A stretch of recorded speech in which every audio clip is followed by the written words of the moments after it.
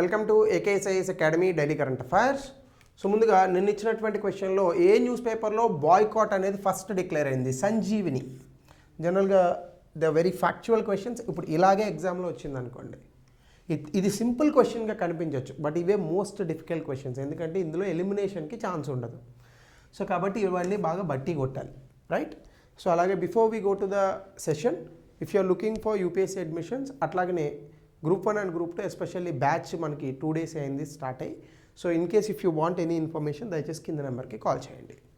ఇక ఈరోజు టాపిక్ వచ్చేసి ఐఎండి సమ్మర్ ఫోర్కాస్ట్, అంటే 2026కు సంబంధించి ఇండియన్ మెటరలాజికల్ డిపార్ట్మెంట్, భారత వాతావరణ శాఖ కొన్ని ప్రెడిక్షన్స్ చేసింది. అంటే రాబోయేటటువంటి రోజుల్లో సమ్మర్ ఎలా ఉండబోతోంది, ఎందుకంటే ఈ ఇయర్ మనకి వర్షపాతం కొంచెం అటు ఇటుగా సేమ్ ఉన్నప్పటికీ చలికాలం మాత్రం చాలా విపరీతమైనటువంటి చలి అనేటటువంటిది ఆవరించింది. అయితే ఇటువంటి పరిస్థితుల్లో సమ్మర్ బాణుడి ప్రతాపం కూడా మనకు కనిపిస్తోంది. ఇటీవల కాలంలోనే హీట్ వేవ్స్కి సంబంధించి కూడా చాలా వరకు న్యూస్ ఛానల్స్లో వచ్చాయి.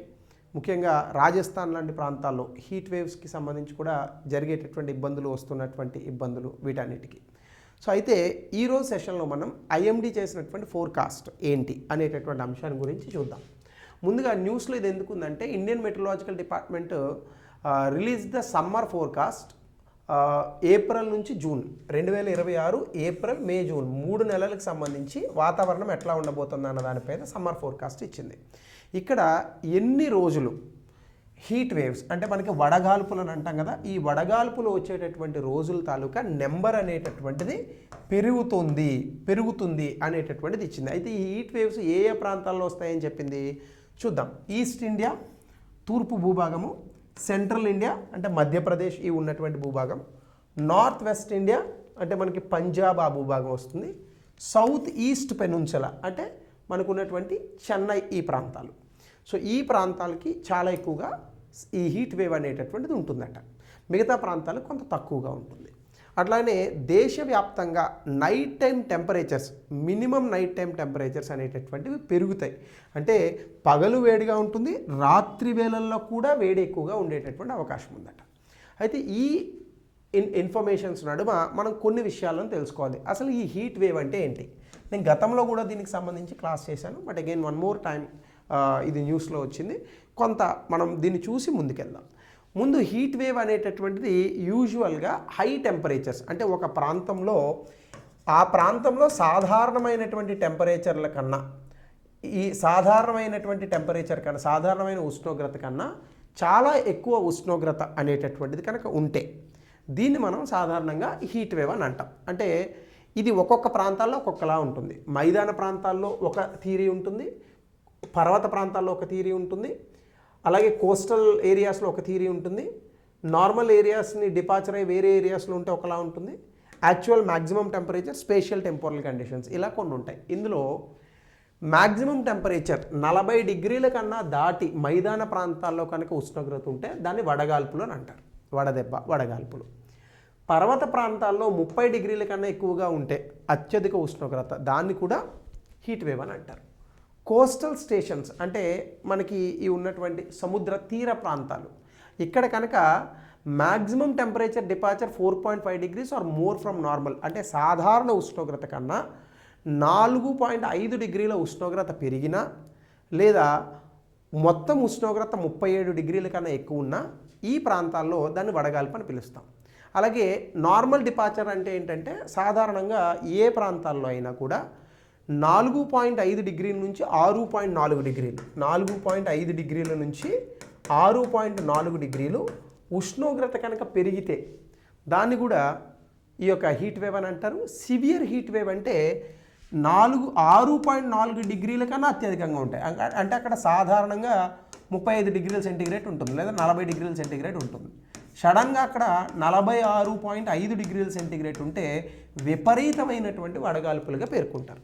అలాగే యాక్చువల్ మ్యాక్సిమం టెంపరేచర్ అనేటటువంటిది కనుక మనం చూస్తే, యాక్చువల్ మ్యాక్సిమం టెంపరేచర్ 45 డిగ్రీల కన్నా ఎక్కువగా ఉంటే దాన్ని హీట్ వేవ్ అని అంటాము.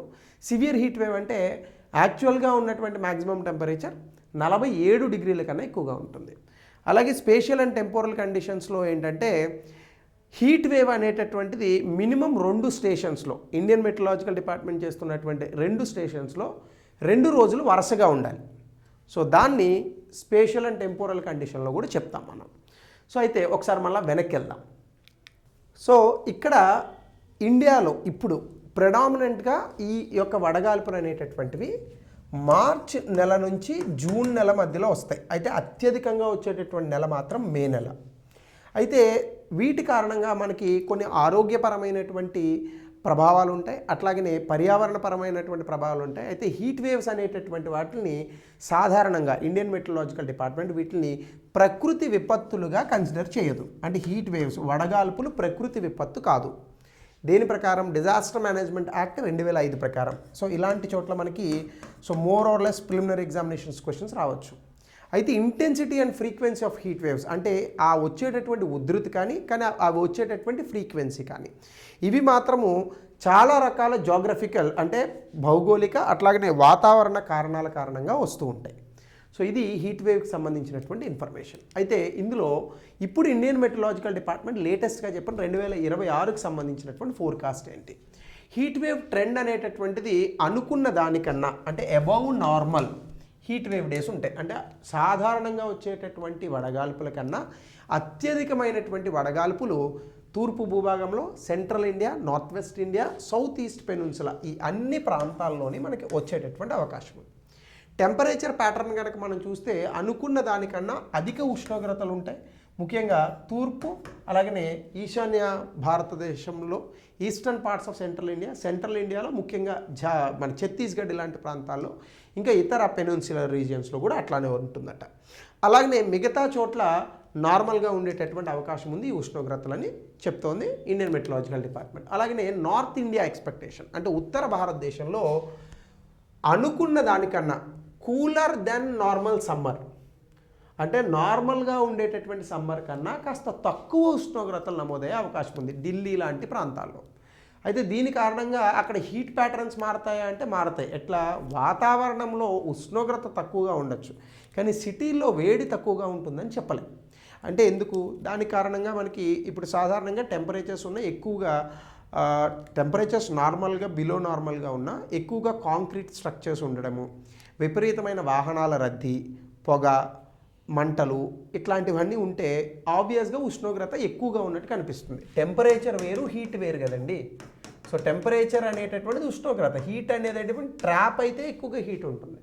అలాగే హీట్ వేవ్ ప్రోన్ ఏరియాస్ మాత్రం ఏంటంటే అంటే ఏ ప్రాంతాల్లో వడగాల్పులు రావచ్చు అంటే ముఖ్యంగా ఒడిశా, వెస్ట్ బెంగాల్, తమిళనాడు, పుదుచ్చేరి, ఆంధ్రప్రదేశ్, అలాగే గుజరాత్, మహారాష్ట్ర, కర్ణాటక. ఇందులో తెలంగాణ లేదు, గమనించాలి. సో ఈ ప్రాంతాల్లో విపరీతమైన వడగాల్పులు రావచ్చు.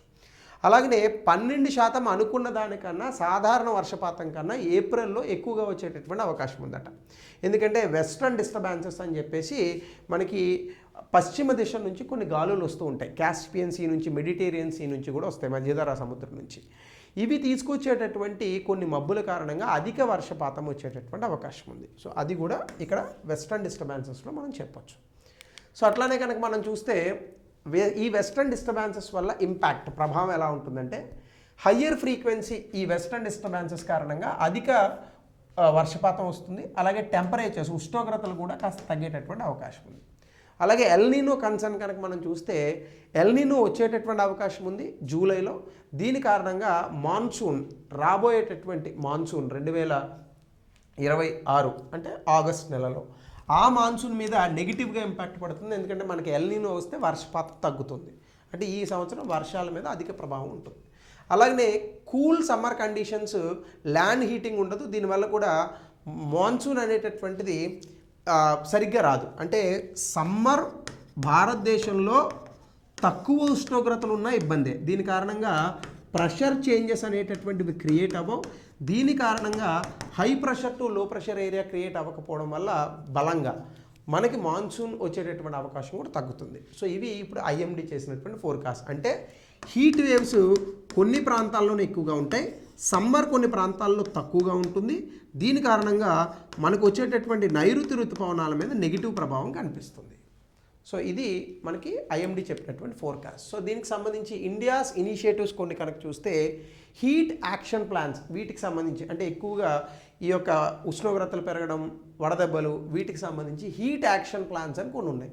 అంటే ప్రతి రాష్ట్రంలోని కూడా వాళ్ళ డేటాను ఉపయోగించి ఏ ప్రాంతాల్లో వీటి యొక్క ప్రభావం ఎక్కువ ఉందో చూస్తారు. దానికి కావాల్సినటువంటి స్ట్రాటజీస్ అంటే దానికి కావాల్సినటువంటి వ్యూహాలు సిద్ధం చేస్తారు. అలాగే ఇండియన్ మెట్రలాజికల్ డిపార్ట్మెంట్ కొన్ని వార్నింగ్ సిస్టమ్స్ కూడా ఇస్తుంది. నేషనల్ డిజాస్టర్ మేనేజ్మెంట్ అథారిటీ వాళ్ళు కొన్ని కలర్స్ చెప్తూ ఉంటారు. సో అందులో ఈ కలర్స్ ఏంటనేటటువంటి నెక్స్ట్ దాంట్లో ఇప్పుడే చెప్పేసుకుందాం పోనీ. సో ఈ కలర్స్ ఏంటంటే ఎల్లో కలర్ అంటే హీట్ ఉంటుంది కానీ కొంత అలర్ట్ వస్తుంది. కొన్ని ఏరియాస్లో 2 రోజుల వరకు హీట్ ఉంటుంది అని చెప్తారు. ఇది ఎల్లో. సో ఇక్కడ టెంపరేచర్ మోడరేట్గా ఉంటుంది, జనరల్ పబ్లిక్ భరించగలుగుతారు, పెద్దగా చనిపోరు. కానీ ఎవరైనా జబ్బులు ఉన్నటువంటి వ్యక్తులు ఉంటే వాళ్ళకి కొంత ప్రమాదకరం. సో అయితే దీనికి ఏం చెప్తారంటే లైట్ కలర్డ్ క్లోత్స్ వేసుకోండి, హెడ్ని కవర్ చేసుకోండి, అలాగే హీట్ ఎక్స్పోజర్కి దూరంగా ఉండండి. ఇది ఆరెంజ్ అంటే ప్రిపేర్గా ఉండండి. రాబోయే రోజుల్లో అధికంగా కొంత బలమైనటువంటి వడగాల్పులు వచ్చే అవకాశం ఉంది. ముఖ్యంగా ఇది 2 రోజుల వరకు ఉంటే, అయితే కొన్నిసార్లు 4 రోజులు అంతకన్నా అధికంగా కూడా ఉండొచ్చు. అధిక ఉష్ణోగ్రతలు ఉంటాయి. ఎవరైనా సన్కి అంటే సూర్యుడికి ఎక్కువ ప్రొలాంగ్డ్ పీరియడ్ కనుక ఎక్స్పోజ్ అయితే వాళ్ళకి కొంత ఇబ్బంది కలిగేటటువంటి అవకాశం ఉంటుంది. చిన్నపిల్లలు, వయోవృద్ధులు, జబ్బులు ఉన్నటువంటి వ్యక్తులు చాలా జాగ్రత్తగా ఉండాలి. సో ఈ సమయంలో ఏంటంటే దూరంగా ఉండాలి, ఎక్కువగా నీరు తాగాలి, అదే డీహైడ్రేషన్. అలాగే sufficient water, ORS, home made drinks, మజ్జిగ లాంటివి తీసుకుంటే వడగాల్పుల నుంచి దూరంగా ఉండొచ్చు కదా, రక్షించుకోవచ్చు. ఇది 2. అత్యంత దారుణమైనది రెడ్ అలర్ట్. ఇక్కడ టేక్ యాక్షన్. ఇదేంటిది? చాలా విపరీతమైన వడగాల్పులు వస్తాయి. 2 రోజుల కన్నా అధికంగా ఉంటుంది. కొన్నిసార్లు 6 రోజుల పాటు కూడా వడగాల్పులు ఉండే అవకాశం ఉంటుంది. ఇక్కడ చాలా ఎక్కువగా ఈ వడదెబ్బ తగిలి స్పృహ తప్పి పడిపోయేటటువంటి పరిస్థితులు రావచ్చు. కొంతమంది చనిపోవచ్చు కూడా, వయోవృద్ధులు. ఎక్స్ట్రీమ్ కేర్, చాలా జాగ్రత్తగా ఉండాలి. సో ఇలా 3 కలర్స్ ఉంటాయి, 4 కలర్స్ ఉంటాయి. ఇక లాస్ట్ది ముందు చెప్తున్నాను, గ్రీన్ కలర్ నార్మల్గా ఉంటుంది, ఏం ఇబ్బంది లేదు, ఎండల్లో కూడా తిరగచ్చు. సో ఇట్లా 4 కలర్స్ని చెప్తూ ఉంటుంది. Green, yellow, orange, red. పెరిగే కొద్దీ ప్రాబ్లం ఉంది. అలాగే జల్ శక్తి అభియాన్ అని వాటర్ కన్జర్వేషన్, హీట్ స్ట్రెస్ని ట్యాకిల్ చేయడానికి ఇదొకటి. స్మార్ట్ సిటీ మిషన్లో గ్రీన్ కవర్ ఎక్కువ ఉండాలి, చెట్లు అవి పెంచాలి. వాతావరణ మార్పులు ఉన్నప్పటికీ కూడా నగరాలలో బ్రతికేటటువంటి పరిస్థితులే ఉండాలి తప్ప ఇబ్బంది ఉండకూడదు. అలాగే కూల్ రూఫ్ ఇనిషియేటివ్స్ అంటే రిఫ్లెక్టివ్ మెటీరియల్స్ ఉంటాయి, వైట్ కలర్ పెయింట్ చేయడం, రిఫ్లెక్టివ్ మెటీరియల్స్, ఇట్లాంటివన్నీ కూడా రకరకాల స్టేట్స్లో అడాప్ట్ చేసుకున్నారు. సో ఇవన్నీ భారత ప్రభుత్వం తీసుకున్నటువంటి అనేక రకాల చర్యలు. సో ఇది ఐఎండి ఇచ్చినటువంటి ఫోర్కాస్ట్ నుంచి the things we can learn. దీనికి సంబంధించి ఒక ప్రశ్న, దయచేసి ఈ సమాధానాన్ని ఆన్సర్ కొటేషన్లో కమెంట్ సెక్షన్లో తెలపండి. అలాగే దీనికి సంబంధించి ఇది నేనే ఇచ్చాను, కొంచెం పెద్ద క్వశ్చన్, 200 పదాల్లో రాయండి. సో ఇది ఈరోజు session. With a new session will meet tomorrow.